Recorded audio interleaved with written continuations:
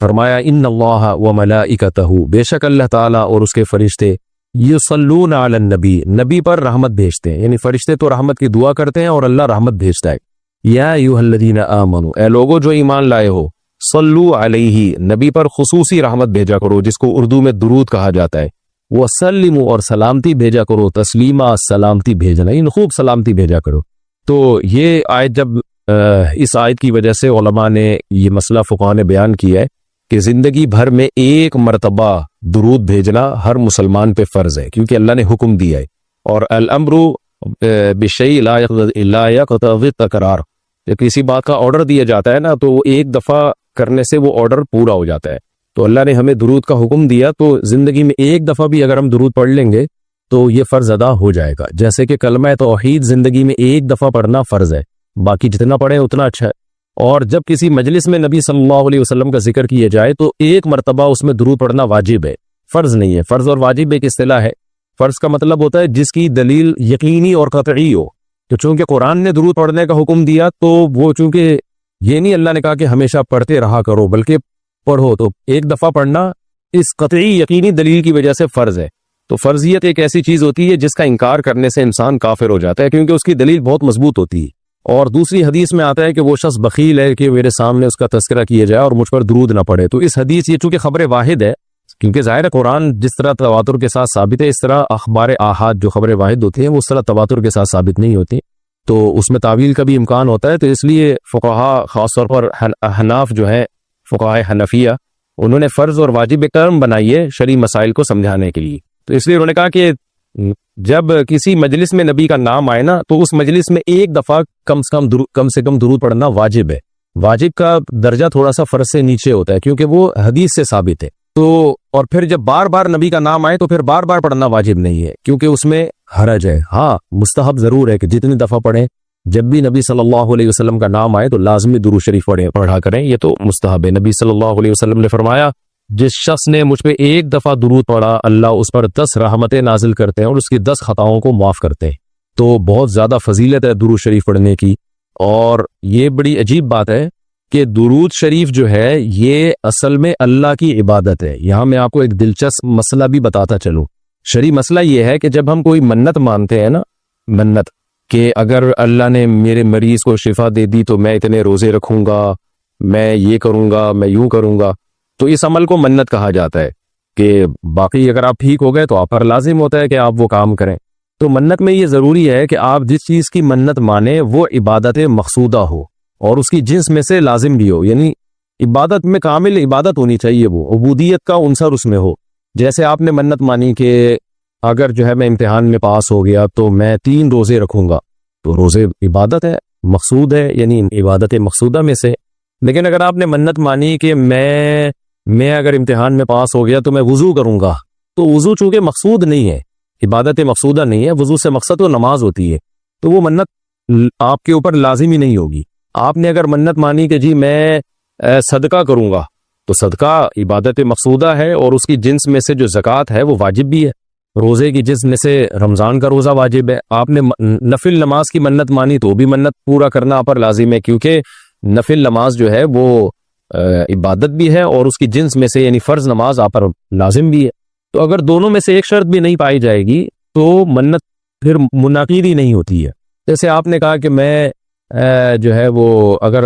امتحان میں میں کامیاب ہو گیا، پاس ہو گیا، تو میں جو ہے اپنے والدین کی خدمت کروں گا، تو یہ خدمت ثواب تو بہت ہے لیکن عبادت مقصودہ نہیں ہے، عبادت مقصودہ نہیں ہے، تو یہ منت آپ پر پورا کرنا لازم نہیں ہوگی۔ خدمت تو کرنی چاہیے، ماں باپ کی خدمت سے بڑھ کر تو دنیا میں کوئی نیکی نہیں ہے، لیکن عبادت مقصودہ نہیں ہے۔ مقصودہ کا مطلب نماز، حج، یہ سب چیزیں جو ہے نا مقصود میں آتی ہیں۔ یہ کسی عارضے کی وجہ سے اللہ نے ہمیں حکم دیا ہے کہ تاکہ ماں باپ کو پریشانی نہ ہو۔ یہی وجہ ہے کہ اگر خدمت کے محتاج نہیں ہوتے تو پھر خدمت واجب بھی نہیں ہوتی، ان کی خدمت کے محتاج ہوتے ہیں تو واجب ہوتی ہے۔ لیکن نماز تو جب بھی ٹائم آئے گا آپ پر لازم ہوگی، زکوٰۃ تو سال گزرنے کے بعد جب بھی صاحب نصاب ہوں گے آپ پر لازم ہوگی، چاہے غریبوں کو ضرورت ہو یا نہ ہو، آپ پر تو زکوٰۃ واجب ہوتی رہے گی۔ تو اب علماء کا اختلاف ہوا ہے کہ اگر کوئی شخص درود شریف کی منت مانتا ہے تو کیا اس پر درود شریف کی منت پوری کرنا لازم ہے؟ تو بعض علماء نے کہا کہ نہیں، کیونکہ درود شریف بھی عبادت مقصودہ میں سے نہیں ہے۔ اس کی پہلے میں اور آسان مثال دیتا ہوں، جیسے تلاوت۔ علماء کہتے ہیں اگر کوئی یہ منت مانتا ہے کہ اگر میں امتحان میں کامیاب ہو گیا تو میں 3 پارے تلاوت کروں گا،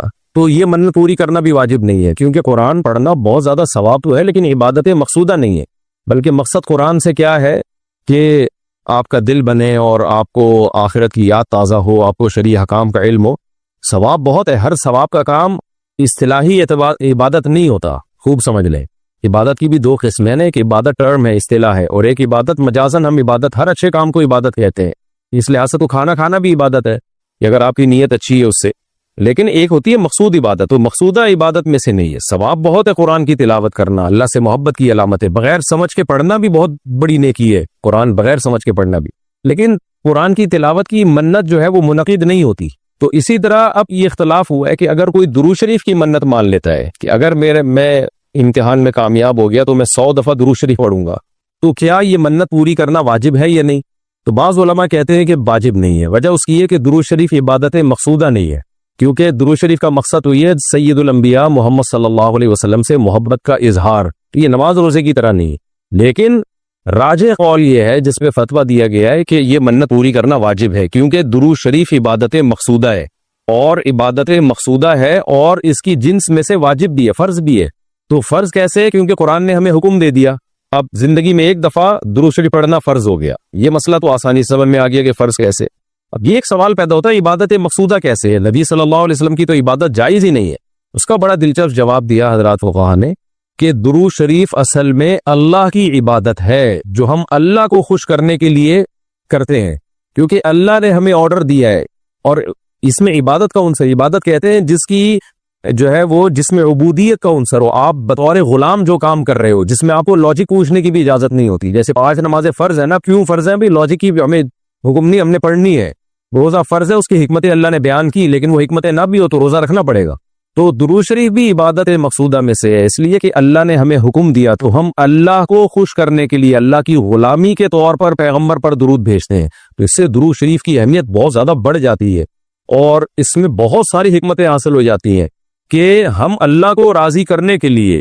کیونکہ اللہ نے ہمیں حکم دیا ہے، جیسے نماز کا حکم دیا، زکوٰۃ کا حکم دیا، اللہ نے کہا کہ تم یہ عبادت کرو گے میری، یہ ہوگی میری، کیونکہ دعا عبادت ہے۔ دعا میں کیا ہوتا ہے؟ ہم اللہ سے بھکاریوں کی طرح مانگتے ہیں، تو اللہ نے کہا اور دعائیں تم مانگو نہ مانگو، یہ والی تو اسپیشلی تم پہ فرض ہے۔ ایک تو الاطلاق دعا مانگنا ہے نا، لیکن اسپیسیفک کوئی مخصوص دعا مانگنا تو فرض نہیں ہے، لیکن یہ والی دعا مانگنا ہم پہ اللہ نے فرض کیا ہے کہ تم نے پیغمبر کے لیے رحمت کی دعا کرنی ہے، یہ تم پہ فرض ہے، یہ مجھے خوش کرنے کے لیے فرض ہے، تو یہ عبادت ہے لیکن اللہ کی عبادت ہے، اور نبی کے لیے دعا ہے یہ، تو اس سے درود شریف کی اہمیت بھی بہت بڑھ جاتی ہے، اور ہمیں سید الانبیاء صلی اللہ علیہ وسلم کی اہمیت کا بھی پتہ چلتا ہے کہ اللہ نے پیغمبر پہ درود بھیجنے کو اپنی عبادت قرار دے دیا ہے، تو سید الانبیاء صلی اللہ علیہ وسلم کی بھی ویلیو بہت زیادہ بڑھ جاتی ہے۔ جیسے قرآن میں آتا ہے نا کہ وَرَفَعْنَا لَكَ ذِكْرَكَ، ہم نے آپ کے تذکرے کو بلند کیا ہے، تو کیسے بلند کیا؟ علماء نے اس کا جواب دیا کہ نماز میں بھی درود شریف ہے، اور اتحیات میں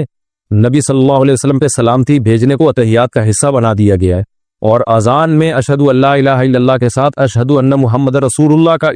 کو بھی ایڈ کیا گیا ہے، تو اس سے سید الانبیاء صلی اللہ علیہ وسلم کی بہت زیادہ فضیلت ثابت ہوتی ہے، تو اس لیے درود شریف کا اہتمام کرنا چاہیے۔ جیسے شریعت میں بعض عبادتیں بعض اوقات میں زیادہ پسندیدہ ہیں، آپ دن میں نوافل پڑھیں اس کا بھی ثواب ملتا ہے، لیکن یہ نوافل آپ رات کے آخری حصے میں پڑھیں تو تہجد بن جائے گی، بہت زیادہ ثواب ہو جائے گا۔ آپ روزہ رکھیں، عام دنوں میں ثواب ہے، عید جمعرات کو زیادہ ثواب ہے، ایام بیز میں زیادہ ثواب ہے، رمضان کا تو بہت ہی زیادہ ثواب ہے، عاشورہ کا بھی ثواب ہے، تو جیسے جتنی بھی عبادتیں ہیں وہ خاص دن اور خاص اوقات میں ان کی فضیلت بڑھ جاتی ہے، تو ایسے ہی درود شریف کے بارے میں حدیث میں آتا ہے کہ عام دنوں میں بھی درود شریف میں بہت ثواب ملتا ہے، لیکن صحیح حدیث سے یہ بات ثابت ہے کہ جمعے کے دن درود شریف پڑھنا عام دنوں سے زیادہ افضل۔ اسی وجہ سے ہمارے اکابر کا ہمیشہ سے معمول رہا ہے، جو ہم نے دیکھا بھی ہے کہ وہ جمعے کے دن خاص طور پر عصر کی نماز کے بعد درود شریف پڑھنے کا بہت زیادہ اہتمام کرتے ہیں، اور جب وہ عمرے کے لیے یا حج کے لیے جاتے ہیں تو بھی مسجد نبوی میں اکثر وہ میں نے دیکھا اپنے بڑوں کو کہ وہ عصر کی نماز کے بعد نا مسجد نبوی میں صرف درود شریف ہی پڑھتے ہیں بیٹھ کے۔ ایک تو وہ جگہ ایسی ہے کہ جہاں سید الانبیاء صلی اللہ علیہ وسلم کا روضہ اطہر ہے سامنے، اور پھر وہاں جمعے کا دن بھی ہو تو، اور پھر عصر کی کا وقت جو ہے وہ قبولیت کا وقت ہوتا ہے جمعے کے دن، جیسے کہ حدیث میں آتا ہے نا جمعے کے دن ایک گھڑی ایسی ہوتی ہے جس میں دعا رد نہیں ہوتی، تو جمہور علماء اس طرف گئے ہیں کہ اس سے عصر کا ٹائم مراد ہے، اگرچہ اس میں اختلاف ہے لیکن جمہور اس طرف گئے ہیں کہ عصر کا وقت مراد ہے۔ تو جمعے کے دن عصر کے وقت درود شریف کا اہتمام کرنا چاہیے. اور ویسے بھی اگر آپ کو عصر کے وقت ٹائم نہیں ملتا تو جمعے کی نماز کے لیے آپ وقت سے بہت پہلے آ جائیں, نہا دھو کے تیار ہو کے اگلی صف میں بیٹھیں, اور خطیب صاحب کا بیان شروع ہونے سے پہلے آپ تحیۃ المسجد پڑھنے کے بعد درود شریف کی کثرت کیا کریں. تو اس کے بہت زیادہ فضیلت ہے اور ہمیں اللہ نے حکم دیا, اور علماء نے بیان کیا کہ درود شریف کو جو اللہ نے ہم پہ لازم کیا نا, اس میں ایک حکمت یہ بھی ہے کہ سید الانبیاء صلی اللہ علیہ وسلم کی بشریت ہمارے ذہن میں اور اچھی طرح بیٹھ ہے. کیونکہ پچھلی امتیں جو تباہ و برباد ہوئی ہیں وہ اس لیے ہوئی ہیں کہ انہوں نے پیغمبروں کو اتنا اونچا مقام دیا کہ اللہ کے برابر لے آئے. جیسے عیسائیوں نے حضرت عیسیٰ کو اللہ کا بیٹا بنا دیا معاذ اللہ, اور جہاں ہمارے یہاں بھی جو بدعتی لوگ ہیں انہوں نے سید الانبیاء کو حاضر ناظر مشکل کشا کیا بنا دیا, تو شرک کرنے لگے. تو درود شریف میں ایک حکمت یہ بھی ہے کہ جب ہم نبی کے لیے دعا کرتے ہیں اللہ تعالیٰ سے کہ اللہ سید الانبیاء پر اپنی خصوصی رحمتیں نازل فرما اور آپ پر سلامتیاں بھیج, تو اس سے ہمیں یہ بھی پتہ چلتا ہے, یہ عقیدہ ہمارے دل میں بیٹھتا ہے کہ محمد صلی اللہ علیہ وسلم بھی اللہ کی رحمت کے محتاج ہے. تبھی تو ہمیں حکم دیا جا رہا ہے کہ ان کے لیے دعا مانگو. ہاں یہاں ایک اشکال ہو سکتا تھا اس کا کہ بھئی اچھا اس کا مطلب نبی ہماری دعا کے محتاج ہیں, تو نہ نبی ہماری دعا کے محتاج نہیں ہے, اللہ کی رحمت کے محتاج ہے. ہم دعا نہیں بھی مانگیں گے تو اللہ سے اپنے حبیب صلی اللہ علیہ وسلم پر رحمت بھیجے گا, لیکن اللہ نے ہمیں حکم یہ دیا تاکہ ہماری نظر میں یہ عقیدہ اور اچھی طرح مضبوط ہو جائے کہ تم بھی پیغمبر کے لیے اللہ سے دعا مانگا کرو. اس سے پتہ چلتا ہے پیغمبر تمہاری دعا کے محتاج ہو یا نہ ہو, لیکن اللہ کی رحمت کے بہرحال محتاج ہے, اور پیغمبر بھی اس لائق ہیں کہ ان کے لیے دعا مانگی جائے. اور یہ اس سے ان کا مرتبہ کم نہیں ہوتا بلکہ مرتبہ بڑھ جاتا ہے, کیونکہ پیغمبر نے ہمیں یہ سکھایا ہے کہ یا ایھا الناس انتم الفقراء الی اللہ, اے لوگو تم سب کے سب اللہ کے در کے محتاج ہو. اور یہ جو میں نے کہا کہ پیغمبر اس لائق ہیں کہ ان کے لیے دعا مانگی جائے, تو اس کا کوئی یہ مطلب نہ لے کہ پیغمبر ہماری دعا کے محتاج ہے. یہ میں بار بار بتا چکا ہوں, ہماری دعا کے محتاج نہیں ہے, لیکن اللہ تعالیٰ یہ چاہتے ہیں کہ میں پیغمبر پر